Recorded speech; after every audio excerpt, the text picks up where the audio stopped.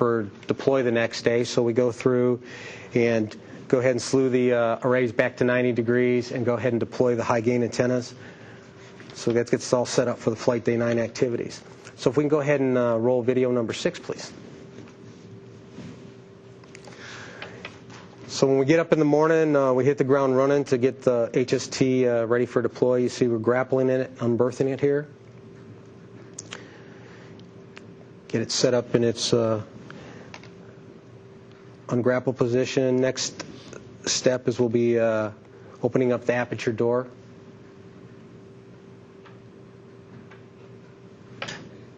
And then once that's complete, that's our last milestone to give a go for release and put the refurbished telescope back into business.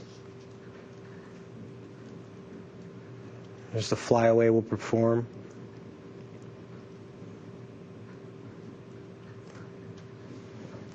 And after this is completed, our next activity will be to go ahead and stow the FSS. So basically oh, I'm sorry. I don't want to get ahead of myself here. I know there's a short time, but here's the STS-109 video. And again, we're looking forward to seeing that again here on Flight Day 9 for our mission. Here's the FSS stow. You can see the BAPS post we have in there, and we stow it down to 43 degrees. Okay, to complete the Flight Day 9 activities, what we're going to end up doing, Leroy was talking about the MMOD, and we went through the timeline and done a lot of mitigation to prevent the MMOD exposure. What we'll be doing after we do the HST deploy is an orbit adjust, and basically go elliptical about 300 all the way down to the perigee to 160. That kind of gets you in an average attitude like you would be at the station. Of course, right after that's completed, we're going to go through and do our late inspections. Some new things that we added on the latest late inspections compared to October is for the wing leading edge inspections on the port and starboard side, we are going to do those, the first 4 passes in a lighted condition.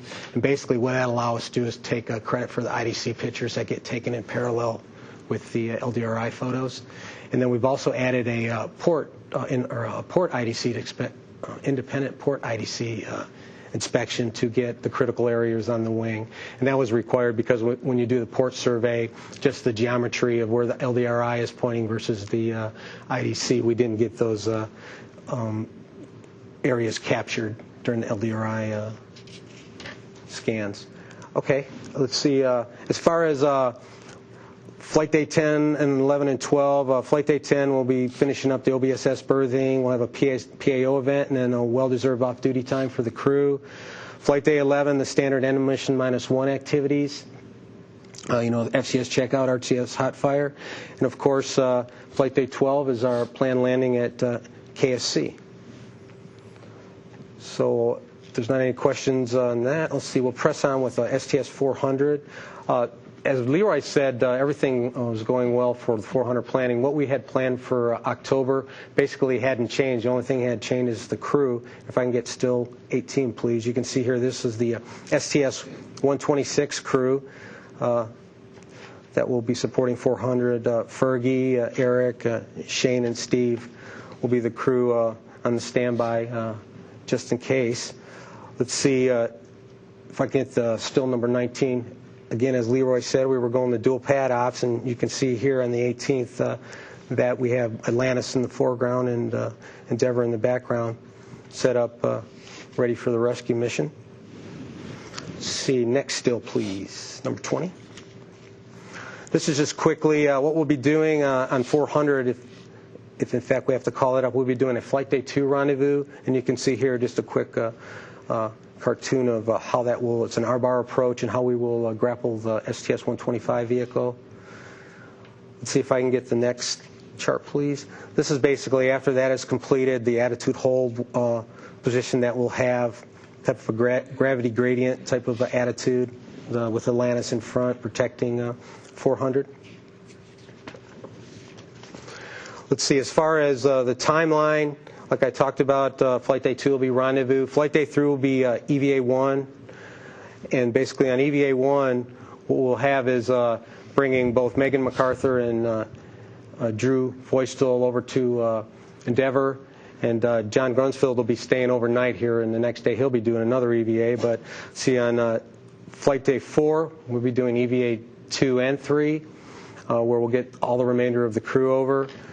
As far as soon as we get the last crew member over, that's when we'll go ahead and release 125.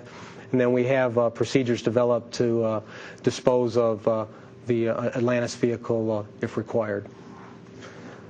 See, Flight Day 5 of the 400 mission, basically it's going to be dedicated to the same inspections we did on Flight Day 2 for the 125 mission. The Flight Day 6 is off-duty, cabin stow, and Flight Day 7 they'll be coming home. Let's see if we can go ahead and get still 22 up, please. This is a quick cartoon of where the crew, 125 will be crew will be sitting in the middeck for the flight home. Okay.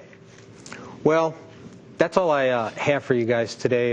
The one thing I wanted to say was that we're highly motivated and to make this servicing mission the best ever and a complete success. I mean, Leroy mentioned it. We were ready in October, and we just got that much more ready with this delay to May. Again, we understand it's a challenging mission, but we're ready. We're looking forward to it, and that's all I have. And with that, I'll go ahead and pass it up over to Tomas. Thanks, Tony. I'd like to begin by once again thanking the incredible team that I've had an opportunity to work with, the EMU lead,